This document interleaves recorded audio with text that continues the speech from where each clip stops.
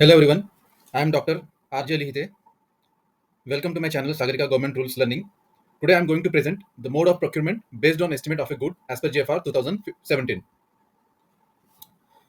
As per JFR Rule 143, definition of goods includes articles, material, commodity, livestock, furniture, fixtures, raw material, spares, instrument, machinery, equipment, industrial plant, vehicle, aircraft, ships, medicines, railway rolling stock, assemblies, sub-assemblies, accessories, a group of machineries comprising of an integrated product process or such category of goods or intangible product like software, technology transfer, license, patents, or other intellectual properties purchased or otherwise acquired for the use of government.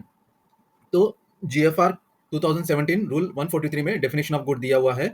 उसमें goods के under में क्या क्या consider किया जाता है वो सारा दिया हुआ है यहाँ पे, including intangible products like software, all this things, ये सब गुड्स के अंदर में आता है।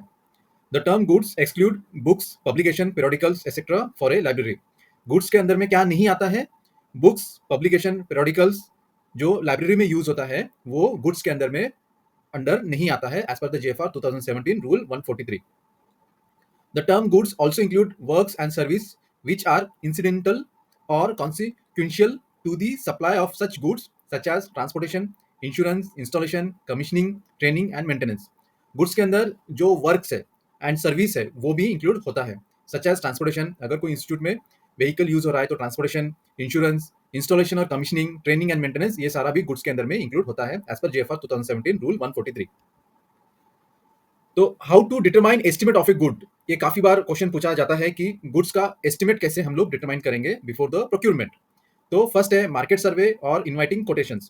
हमें पर्टिकुलर गुड्स को अगर लेना है तो पहले हमें मार्केट सर्वे करना पड़ेगा या तो वेंडर से कोटेशंस लेना पड़ेगा।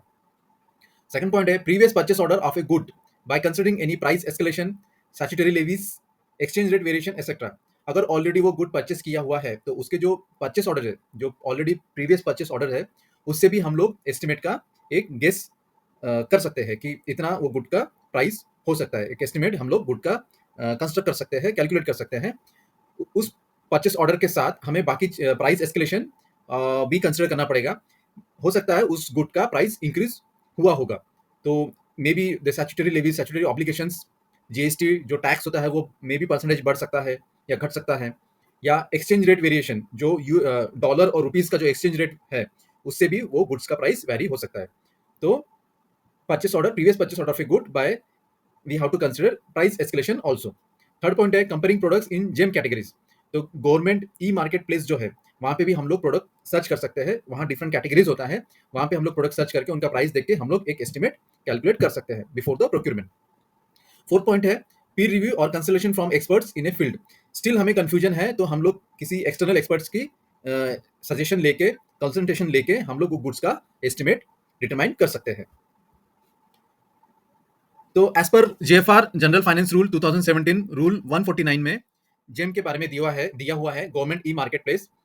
Under rule 143 purchase from the GeM government e market place is mandatory for the government institutes. तो उसके अंदर में तीन लिमिट दिया हुआ है कि अगर गुड्स का एस्टिमेट 50,000 होता है या 50,000 से ऊपर होता है या अप टू 10 लाख होता है तो उसमें कुछ कंडीशंस दिए हुए हैं।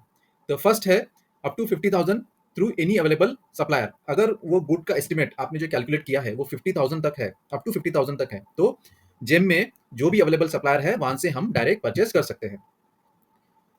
Above 50,000 and up to 10 lakhs comparing goods among at least 3 different seller. अगर वो गुड का एस्टिमेट, अगर वो गुड प्रोक्योर जिसको करना है उसका अगर एस्टिमेट 50,000 से 10 लाख के बीच में हो रहा है, अगर आ रहा है, तो हमें मिनिमम 3 वेंडर्स को सिलेक्ट करना पड़ेगा। एटलीस्ट 3 डिफरेंट सेलर, 3 वेंडर को हमको सिलेक्ट करके उसको परचेस करना पड़ेगा जेम से, जो ऑनलाइन प्लेटफॉर्म है, ऑनलाइन प्रोक्योरमेंट प्लेटफॉर्म है गवर्नमेंट का।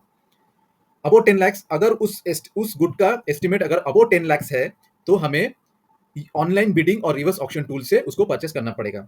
और जो भी L1 आएगा, जो ऑनलाइन रिवर्स ऑक्शन ऑनलाइन करते हैं हम लोग, उससे हमें L1 को परचेस करना पड़ेगा।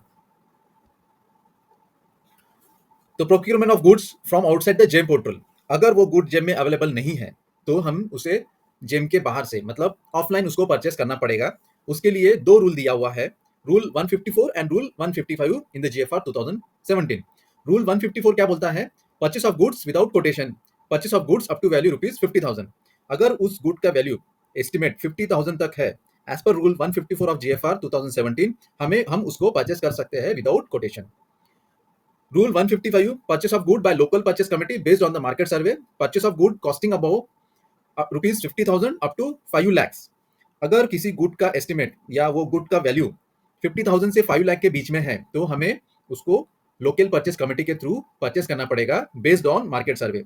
लोकल परचेस कमेटी को मार्केट सर्वे करना पड़ेगा। उसके बाद अंडर रूल 155 अगर वो कॉस्ट ऑफ गुड 50,000 या 5 लाख के बीच में है, तो हम उसको परचेस कर सकते हैं।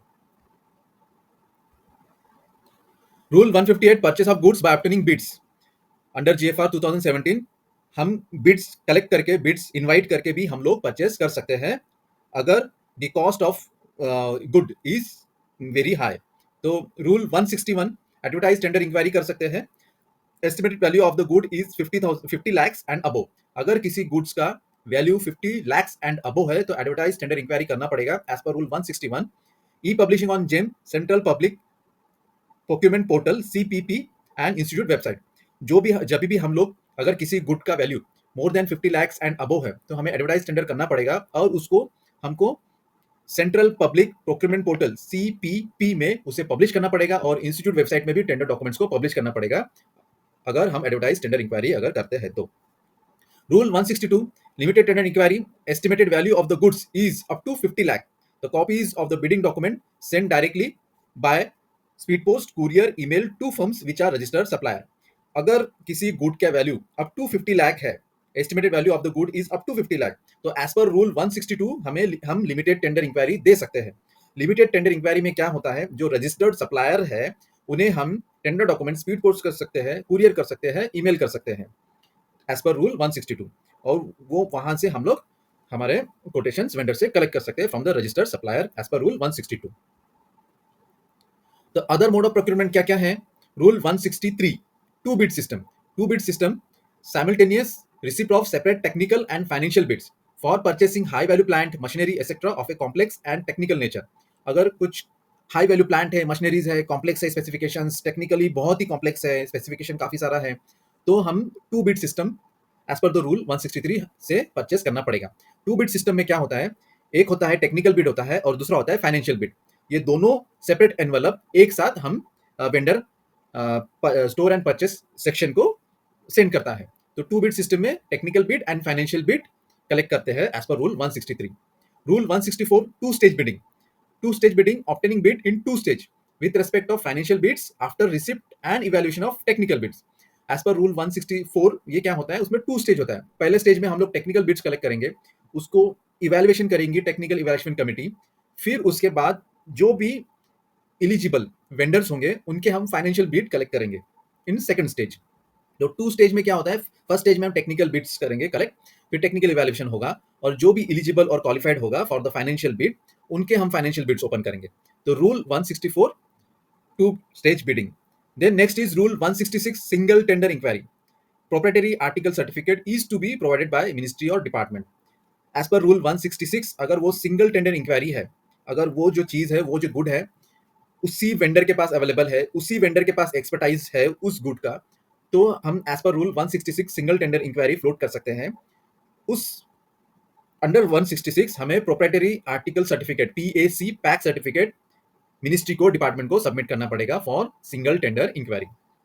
Rule 167, electronic reverse auction and online real time purchasing technique utilized by the procuring entity to select the successful bid, which involves presentation by bidders using a scheduled period of time and automatic evaluation of bids। As per rule 167 ये online real time purchasing होता है। हम लोग bidders को एक particular schedule देंगे, particular schedule period of time देंगे, तब वो बिडर्स आएंगे और ऑटोमेटिक इवैल्यूएशन ऑफ बिड होगा। वो लोग अपने बिड्स रखेंगे, वो लोग अपने प्राइजेस रखेंगे और जो L1 होगा एज पर दी रिवर्स ऑक्शन उसको कॉन्ट्रैक्ट अवार्ड किया जाएगा एज पर रूल 167। ये रियल टाइम होता है इलेक्ट्रॉनिक रिवर्स ऑक्शन।